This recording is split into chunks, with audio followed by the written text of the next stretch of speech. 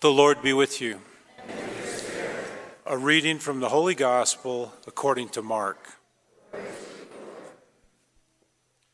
As Jesus was leaving Jericho with his disciples and a sizable crowd, Bartimaeus, a blind man, the son of Timaeus, sat by the roadside begging. On hearing that it was Jesus of Nazareth, he began to cry out and say, "Jesus, Son of David, have pity on me." And many rebuked him, telling him to be silent. But he kept calling out all the more, "Son of David, have pity on me." Jesus stopped and said, "Call him." So they called the blind man, saying to him, "Take courage, get up, Jesus is calling you." He threw aside his cloak, sprang up, and came to Jesus. Jesus said to him in reply, "What do you want me to do for you?" The blind man replied to him, "Master, I want to see." Jesus told him, "Go your way, your faith has saved you." Immediately he received his sight and followed him on the way. The Gospel of the Lord.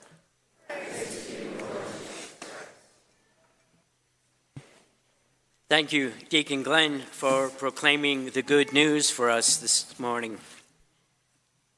Okay, I'm going to ask you a question, and I want an honest response. I want to see a show of hands. Now, when I say these two words, it may bring back fear. It may bring back post-traumatic stress. How many of us in this church, at one time or another, have received a timeout when we were growing up? Raise your hand. Okay, all right. Oh, good, okay. And those other people that didn't put your hands up, I'll see you in confession after Mass today. We have all, at one time or another, we received a timeout. And I don't know about you, but usually when my timeouts arrived, it was my brothers who did it. I was always up in my room praying. So, a timeout in our family was this. Mom was usually the person that gave us timeout. And we had a special chair. This when I was a youngin'. It was a small blue chair. And it was in the room that we never went to as kids, the living room. Why we had a living room, I have no idea. We were never allowed in there. Mom would take the chair, turn it to face the corner of the room, and we would sit there. How long am I in timeout? 10 minutes. 30 seconds in the timeout. Is it done yet? Because we wanted timeout. Because we probably think that we were missing. I probably thought I was missing something. But then as we got older, we had this other thing that we called grounded. How many of us at one time or another were grounded? Okay. How many of us in this church were grounded for life? I'm surprised I'm still here, that I'm here. When we sold my parents' house and the new family came in, they'd probably say, "What is this guy doing upstairs in his bedroom?" Grounded for life. You were sent to your room. Couldn't watch any television for the amount of time. All you were allowed as soon as you came after school was to go up to your room, come down for dinner. There were times I wish I was grounded for dinner. But anyway, and so we'd be grounded up in there. And I'd be looking out at my brothers playing on the street on Clinton Avenue with the other neighborhood kids. And I'd sit there looking out, and they would look up to me, and they'd make faces like that. I got them back. I'm a priest now. All happens, my brothers and sisters, It is being grounded was like being on house arrest. You just couldn't do anything. And you were worried about what you were missing. Bartimaeus, in our gospel reading today, when we look at his life, we could feel in our hearts that he was grounded from experiencing life.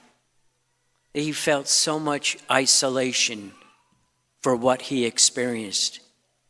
But in the long run, was he truly, truly isolated? We think about Bartimaeus and everything that he missed in his life. Bartimaeus missed intimacy. You see, because in Jesus' time, if you were born blind, it was the sin of your father. And so people would keep away from him. And he probably experienced a pain in his life for wanting intimacy. He probably felt in his heart too, no connection to people. Like I said, people wanted to stay away from him. And so he felt no connection to people. Kindness. People weren't kind to Bartimaeus.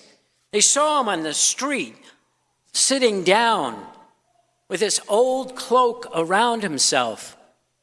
And they weren't very kind to him, I'm sure. They would just walk around him, walk by him, or walk across the street to avoid him. And because of his condition, no doubt in my life that Bartimaeus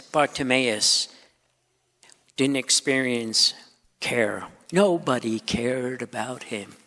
Here he is, Bartimaeus, sitting on the street with his cloak on. And that's all he probably owned was this cloak, this dirty cloak. It kept him warm at night.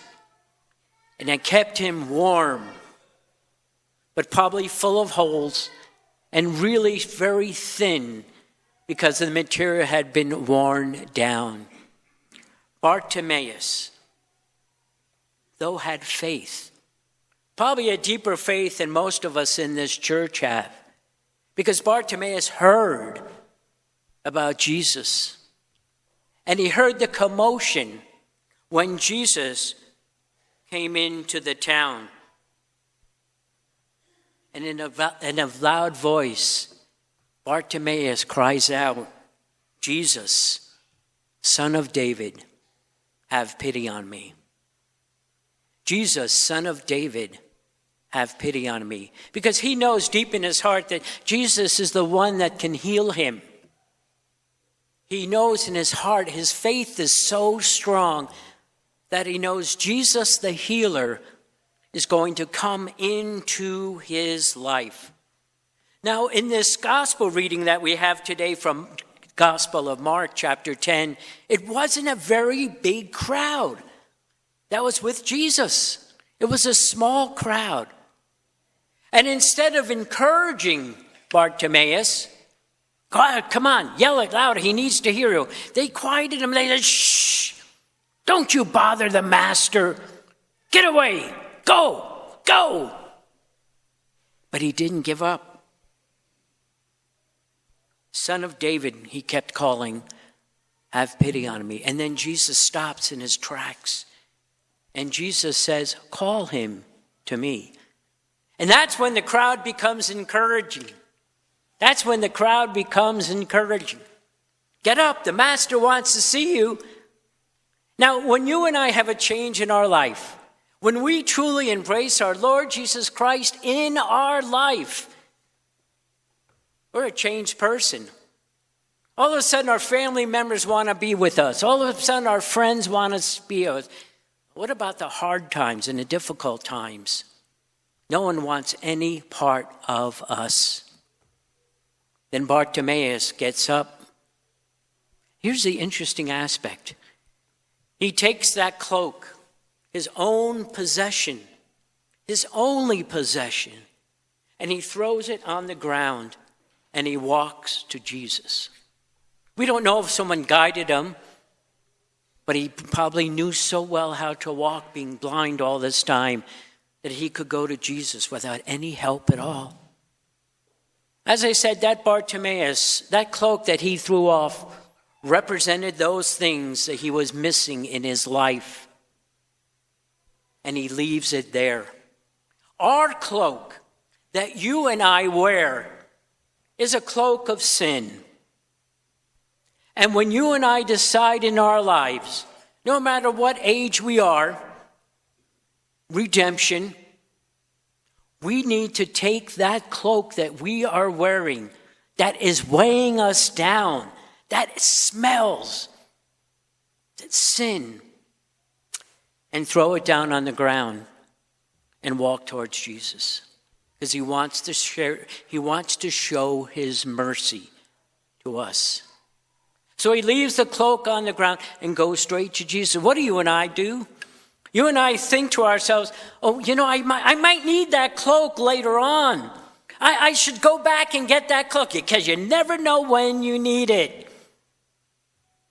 It's like, when you're moving and you open a box, am I still carrying that thing around? Yeah, get rid of it. Get rid of it. So we need to leave that cloak there where it belongs. And instead of putting on the cloak of sadness, instead of putting on the cloak of sin, instead of putting on the cloak of loneliness, we put on, as St. Paul says, the armor of Christ.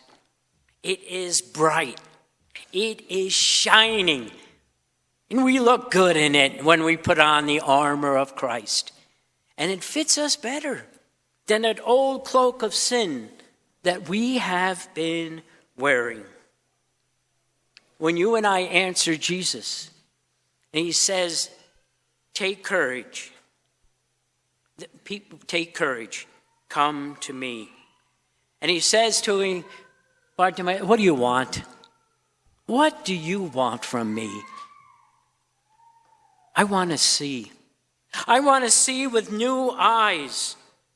I want to see the world as it is. I just want to see. Because Bartimaeus realizes in his life, like you and I do, that we have to go to the Lord to see. And Jesus says, go your way. Your faith has saved you. Now you think that Bartimaeus would go back and say, let me see what I'm missing. Oh no, he follows Jesus. And he joins the crowd in following him along the way. Brothers and sisters, what this gospel reading says to us is this, that Jesus Christ challenges us with this question every single day. Do you want me? Do you want a new life? Do you want the challenges of seeing and being responsible for what you see, instead of comfort of being blind and pitied?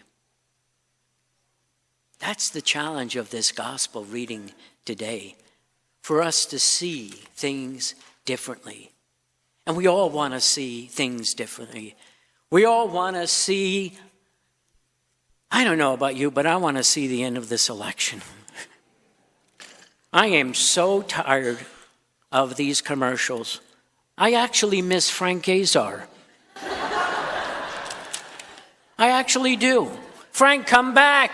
Come back. I miss when I answer the phone and I hear another poll, or will you give me money? I'd rather hear a phone call that says, is your car warranty running out? I miss those commercials. But I want a life with Christ, and I want to see. Let me leave you with this thought, my brothers and sisters, and that is this.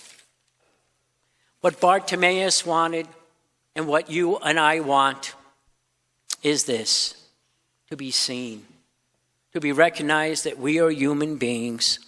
We have feelings. He wanted to be heard.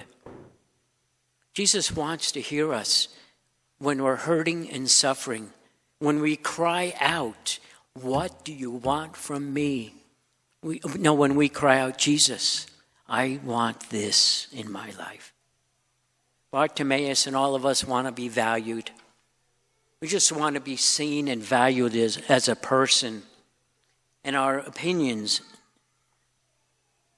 would be accepted. And so, my brothers and sisters, Bartimaeus wants this, and we all do. We want to be loved.